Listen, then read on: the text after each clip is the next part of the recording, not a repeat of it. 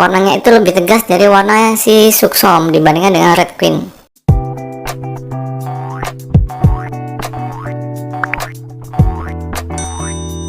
Cara mudah merawat tanaman aglonema agar subur. Nah, seperti teman-teman lihat di depan saya ini ada 3 jenis ya, koleksi dari tanaman hias aglonema saya yang sudah mulai beranjak dewasa guys, sudah mulai rimbun ya, daunnya sudah mulai banyak, keluar muncul terus daun-daun baru. Ini lihat, wow cantik sekali ya guys, warnanya merah merona. Nah ini guys, muncul daun-daun baru. Lalu ini juga baru saja kemarin ya muncul daun barunya, ini masih agak pudar karena masih muda daunnya. Dan masih terus muncul daun-daun baru lagi. Kalau kelihatan itu di ujung ya, tidak ada busuk, tidak ada serang penyakit jamur, bakteri, virus dan lain sebagainya.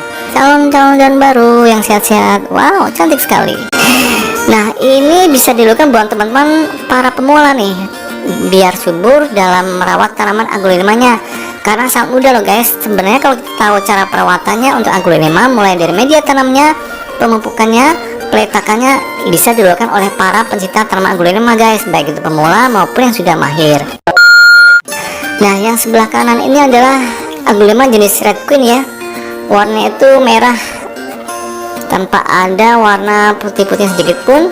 Lalu yang tengah adalah Dut Anjamani, teksturnya merah, gradasi warna hijau ya, cantik bukan? Lalu yang ketiga adalah ini Suksom ya, Suksom Jaipong. Jadi teman-teman kalau pengen memilih tanaman hias aglonema yang paling merah warnanya, rekomendasi dari saya adalah ini ya, dari jenis Suksom karena sangat merah. Nah, untuk perawatan aglonema ini pertama kali yang perlu kita lakukan adalah tentunya persiapan media tanam. Media tanam yang paling cocok untuk aglonema adalah yang anti busuk dan anti serang penyakit jamur nih. Apa sih media tanamnya? Nah, media tanam yang untuk aglonema yang paling pas adalah media tanam yang poros, yaitu menggunakan apa? Yaitu andam pakis ya. Ini contoh-contoh andam pakis. Nah, ini dia, kelihatan ya, nih.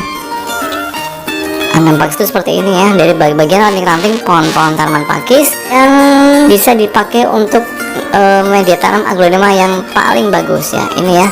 Teman bisa membeli di toko tanaman juga ada, di toko online saya juga ada.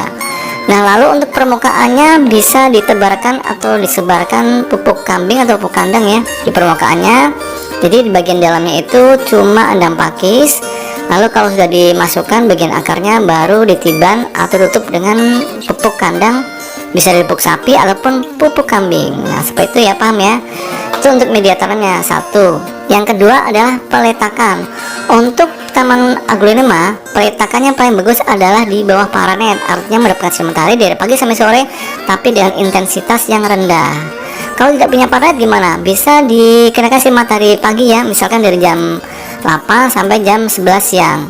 Nanti kalau sudah agak siangan panas banget nih, cetar, pada saat jam 12 jam 1 bisa dimasukkan ke teras rumah ya, dimana kondisinya terang, tidak terkena sinar matahari langsung. Tapi kalau benar-benar kita tidak punya akses sinar matahari langsung pun, aglonema ini masih bisa hidup kok. Yang penting suasananya terang pada saat siang hari. Cuman biasanya warnanya kurang ngejreng ya kalau tidak terkena sinar matahari langsung. Itu yang kedua. Lalu yang ketiga adalah pemupukan. Nah, pemupukan yang biasa saya lakukan pada tanaman hias aglonema saya yaitu menggunakan pupuk merah ya, pupuk ajaib si pesulap merah, bukan, tapi pupuk merah Escacot Precise. Nah, seperti ini ya. Kandungan harinya adalah 9, 10, 13. Nah, ini diberikan 10 sampai 5 butir ya, tergantung usia. Ini saya ambil sekarang. Nah, ini ya sekitar 10 butir. Lalu disebarkan di permukaan media tanam seperti ini. Nah, itulah tips yang ketiga ya untuk pemupukannya. Ini saya berikan lagi di permukaan media tanamnya.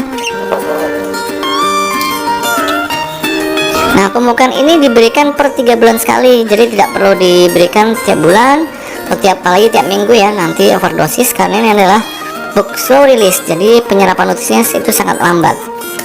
Jadi tidak akan yang namanya tanaman menjadi gosong ataupun overdosis ya. Jadi sangat cocok pupuk Escacot ini buat para pemula. Kalau pengen membeli pupuk Escacot ini bisa di toko online saya.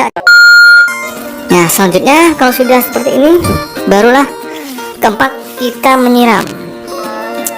Kita siram ya dengan air biasa di bagian permukaan media tanamnya. Nah, seperti ini. Nah begitu juga ini ya. Nah itulah ke tips yang ketiga ya untuk pemupukan. Tips yang keempat adalah pengairan atau penyiraman. Penyiraman dengan air biasa itu disiram 2 hari sekali ya untuk aglonema, jadi tidak perlu disiram tiap hari karena yang penting media tanam selalu lembab tapi tidak becek guys. Makanya menggunakan media tanam yang poros yaitu andam pakis. A few moments later. Nah lalu yang kelima adalah bisa menggunakan pupuk organik, misalkan disiram dengan acuan air beras seminggu sekali ya. Kalau ibu-ibu di rumah lagi memasak nasi nih, airnya jangan dibuang ya.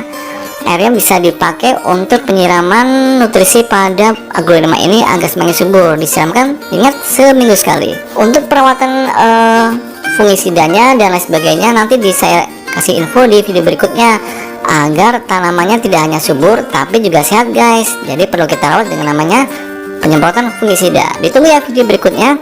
Lalu jenis pupuk organik nanti saya juga akan berikan mana pupuk organik yang terbaik buat tanaman hias aglonema selain dari pemberian acuan air beras agar aglonema semakin subur guys, dan juga tentunya rimbun.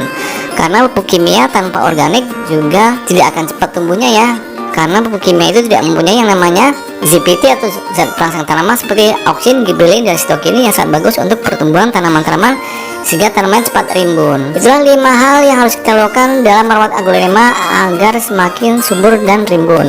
Ditunggu video berikutnya untuk perawatan fungisidanya. Sampai ketemu di video berikutnya. Dadah.